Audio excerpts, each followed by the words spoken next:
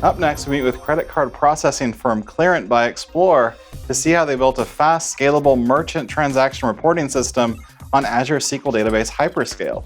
From their approach with micro-batching to continuously bring in billions of rows of transactional data, from their on-premises payment fulfillment system at scale, as well as their optimizations for near real-time query performance using clustered column store indexing for data aggregation and much more. So today I'm joined by Zach Franson, who's the VP of Data and AI at Explore. So welcome to Microsoft Mechanics. Thanks. It's great to be on the show. Thanks so much for joining us today. It's really great to have you on. So if you're new to Clearant by Explore, they're a US-based payment solution provider that enables merchants and retailers to accept credit card payments from anywhere. They process over 500 million transactions per year. And since their inception in 2005, they've built several intelligent solutions to reduce credit card processing fees and significantly speed up the fulfillment of credit card payments with next-day funding. Now, key to this has been connecting their back-end payment fulfillment system with their transaction reporting system. In fact, they've recently completed an app and data modernization effort using Azure SQL Database Hyperscale. Their new Compass online reporting suite gives their customers unprecedented and concurrent access to sales transaction data stored on Azure SQL Database Hyperscale for near real-time views of revenue, sales trends, and much more. So Zach, to put this effort into context, can you help us understand where you were coming from? Sure. So when we started this effort, we were fully on premises. We had two monolithic legacy apps, Horizon and Compass, running off the same Clearant database. Payments from merchants came in from a legacy third-party mainframe payment gateway and landed in Horizon as flat files. Horizon takes care of qualification, billing, and settling merchant payments. Part of our value add is to pay our merchant customers ahead of the credit agencies. When merchants batch in their sales at the end of the day, the system qualifies the nature of the transaction by checking things like if the transaction was made online or from a card reader via a chip, magnetic strip, or rewards card. These are all things that determine the cost of the transaction and the fees charged by Visa, MasterCard, Amex, and other credit agencies. We also charge a derivative fee based on that. So this is an intricate process to get right. In parallel, our Compass reporting system running on IIS had a SQL Server always-on cluster on the same Clearant database backend would pull from Horizon using a stored procedure to transform the data into reporting schemas for merchants to get visibility into their transactions. Okay, so how often then were you able to pull the data for reporting? Well, we did a 2-day look back once a day. So we were having to process 2 full days of data every day for reporting, and we were always a day behind. There was also contention because we were using the same database for processing transactions and reporting. And as our data and customers grew, our runtimes for processing the data coming into Horizon took longer. Also, concurrent customer queries in Compass would sometimes fail. And that's not too surprising. Large database operations like these are prone to performance issues and storage limitations. Plus, you had to find a better way to aggregate the data and make it more available for reporting as well. So what approach then did you take to remediate some of these issues? Well, we adopted a hybrid approach, which allowed us to keep our data on premises, but migrate the data that we needed for reporting into the cloud.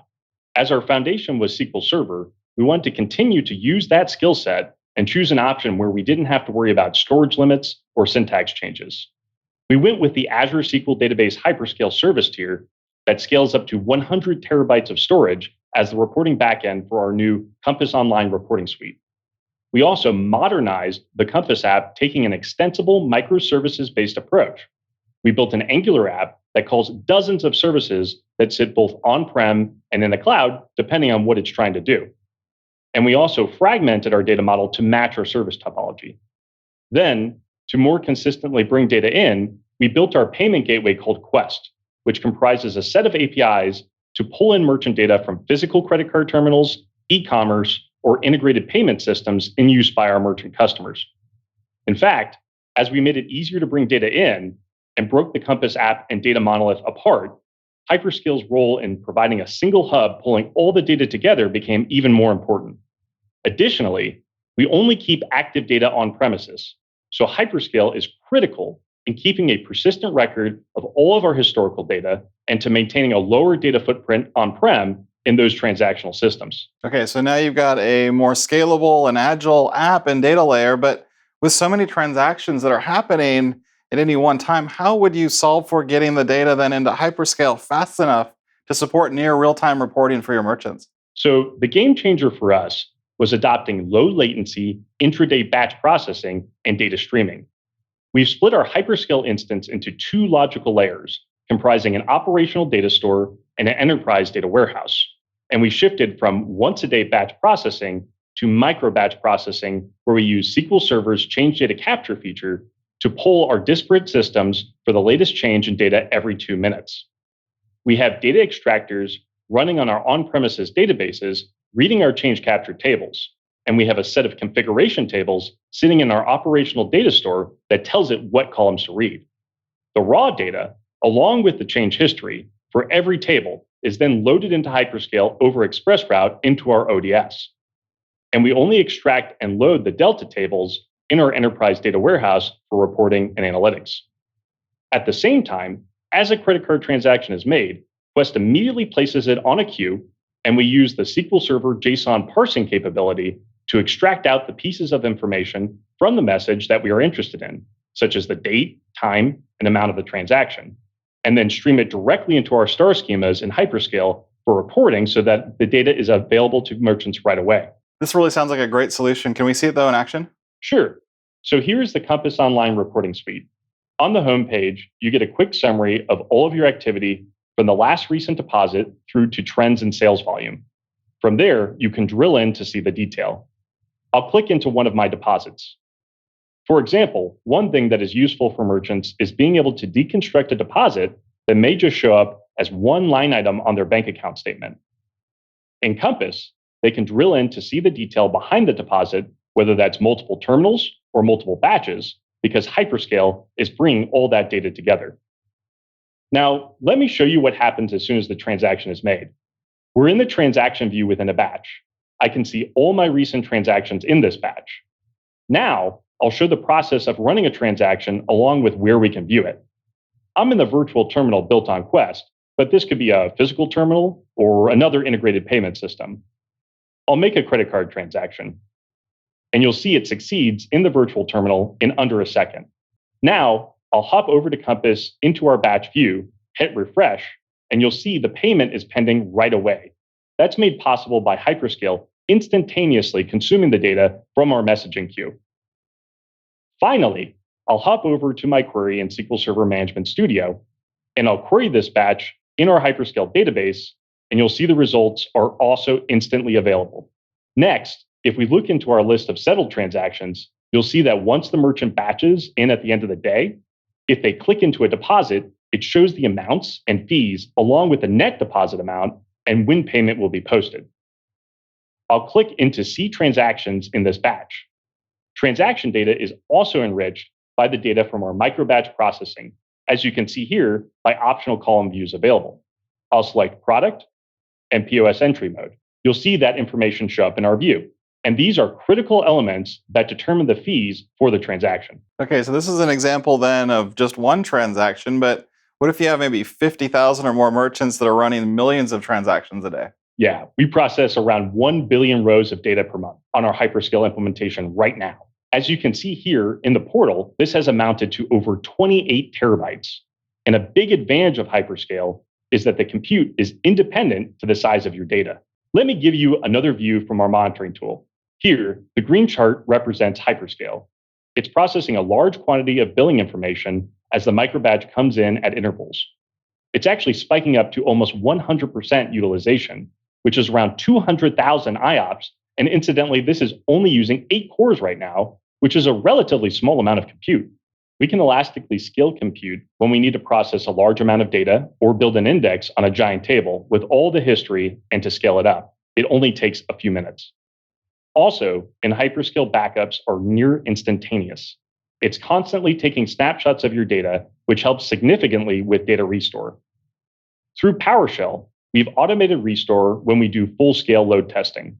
And that only takes like an hour, even though it's a 28 terabyte database. Okay, so how else then have you configured your Hyperscale implementation? Secondary replicas, not just read-only replicas, but named replicas, have been game-changing for us.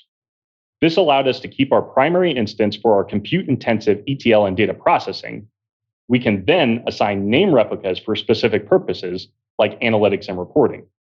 These tap into a copy of the same data, but have their own dedicated compute.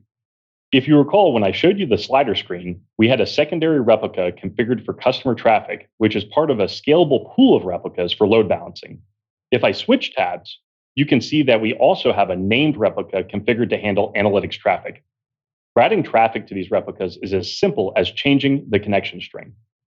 This means that critical customer workloads are not interrupted by our compute-intensive analytic operations. So with such massive amounts of data that are coming in, beyond assigning the right amount of compute, are you doing anything special then to speed up query operations? Yes, we do a few things. For example, one of the things we've really taken advantage of is clustered column store index for data aggregation. A big advantage of Azure SQL Hyperscale is that it's very flexible. It can handle a variety of different types of traffic and does really rapid aggregation. Here, we have an example of an analytical workload where we are going to take a very large number of records and produce some aggregates. In this particular table, we have a little over 3 billion rows of data. To see some trending, I have a query that will produce a time series by collecting data from different months, which in this case are in different partitions in a clustered column store index. When I run it, you can see it is able to aggregate records across 3 months in 2021, and it's almost instantaneous.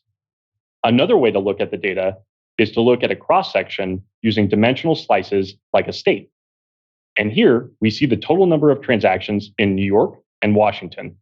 So we're able to look across billions of rows of data and pull these aggregates together in fractions of a second. And that's super impressive. And now you've transformed then your app and data stack for reporting with Azure SQL Database Hyperscale, but what's next then for Clearant by Explore?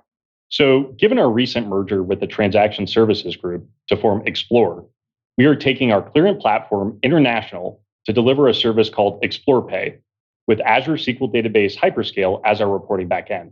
And now that we've got our data infrastructure to this level of maturity, the next logical step is to leverage Azure Machine Learning. This will help offer additional value-added services to our customers, such as helping them to understand when to run specific promotions based on existing sales. Thanks so much, Zach, for joining us today and also giving us the deep dive on your Hyperscale implementation. In fact, to learn more about Clearant by Explore and what they're doing with Hyperscale, check out aka.ms/clearantmechanics. And for more guidance on implementing Azure SQL Database Hyperscale, check out aka.ms/mechanics Hyperscale. Of course, don't forget to subscribe to our channel if you haven't already. Thanks so much for watching. We'll see you next time.